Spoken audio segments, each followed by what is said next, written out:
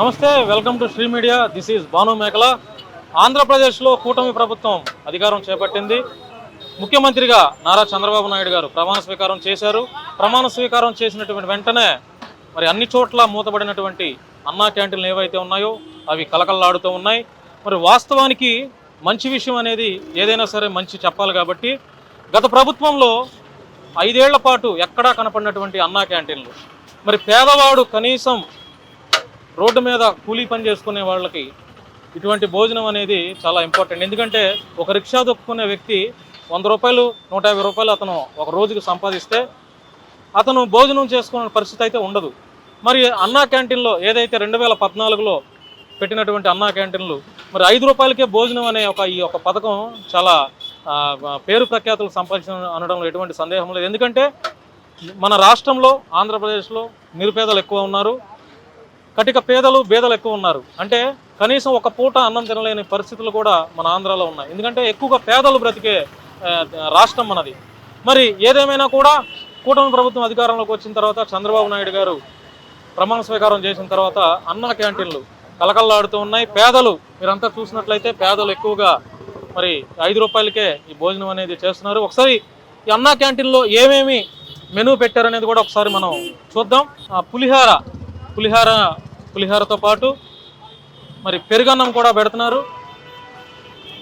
పులిహారతో పాటు పెరుగన్నం. ఒకసారి ఇక్కడ అన్నా క్యాంటీన్లో భోజనం చేసే వారిని ఒకసారి అడిగి వారిని తెలుసుకుందాం. పెద్దయినా చెప్పండి, ఎలా ఉంది? నాకు 70 సంవత్సరాలు. నాకు అవకాశం ఉన్నప్పుడల్లా వచ్చా చేస్తాను. బాగుంటుంది, ఇబ్బంది లేదు. 10 మంది కాదు 100 మంది వచ్చినా కానీ ఎప్పుడు అందరికీ ఉంటుంది, అది ముఖ్యం. గత ప్రభుత్వంలో అన్నా క్యాంటీన్లు మూతపడిపోయినా ఇప్పుడు మళ్ళీ తెరిచారు. ఇక్కడ మాత్రం ప్రతి సంవత్సరం ఎప్పుడు అంతటి నుంచి కూడా ఈ క్యాంటీన్ ఎప్పుడు ఉంటుంది. ఎలా ఉంది ఇప్పుడు? భోజనం క్వాలిటీగా ఉందా? ఎప్పుడు బాగుంటుంది, ఎప్పుడు క్వాలిటీగా ఉందా? ఇవాళ ఇబ్బంది లేదా అనే మాట లేదు. మీరేం పని చేస్తారు? నేను కూలి పనే. ఇప్పుడు బస్ స్టాండ్ ఉంది, రైల్వే స్టేషన్ ఉంది.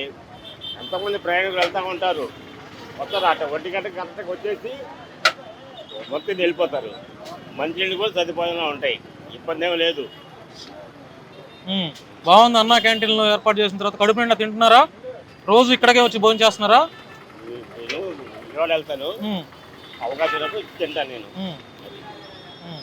అవకాశం ఉన్నప్పుడు అయితే అన్నీ మూసేది, కానీ ఇది మాత్రం కంటిన్యూగా నడుస్తుంది. ఎప్పటి నుంచో. మంగళగిరిలోని అన్నా క్యాంటీన్ వద్ద మనం ఉన్నాము.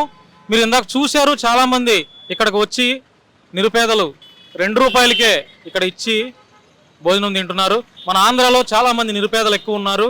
అంటే ఒక పూట కూడా భోజనం చేయలేని పరిస్థితుల్లో చాలా మంది నిరుపేదలు అభాగ్యులు ఉన్నారు.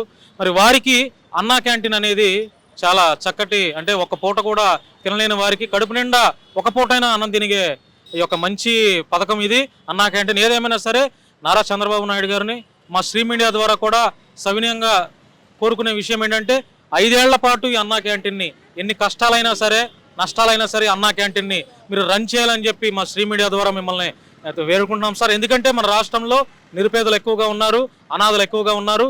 మీరు పెట్టినటువంటి ఈ అన్నా పథకం అనే అన్నా క్యాంటీన్ అనే పథకం ద్వారా మరి చాలామంది ఒక పూట ఎంతోమంది మన నియోజకవర్గాల్లో, రాష్ట్రంలో ఉన్నటువంటి అన్ని నియోజకవర్గాల్లో ఇది మీ నడుపబడుతుంది. కాబట్టి అన్ని నియోజకవర్గాల్లో కూడా ఈ అన్నా క్యాంటీన్ ద్వారా నిరుపేదలు ఒక పూటైనా అన్నం తింటారని చెప్పి, కడుపు నిండా అన్నం తింటారని చెప్పి ఈ పథకం ద్వారా మేము సవినయంగా మిమ్మల్ని కోరుకుంటూ, ఎన్ని కష్టాలైనా సరే ఎన్ని నష్టాలైనా సరే అన్నా క్యాంటీన్ ఎక్కడ ఆపొద్దు సార్. దయచేసి పేదల కోసం ఈ అన్నా క్యాంటీన్ని మీరు 100కు 100% ఇది అమలయ్యేటట్లు మీరు చేయాలని చెప్పి మనస్ఫూర్తిగా కోరుకుంటున్నాం సార్. మా శ్రీ మీడియా నుంచి ఇది ఒక రిక్వెస్ట్ మాత్రమే.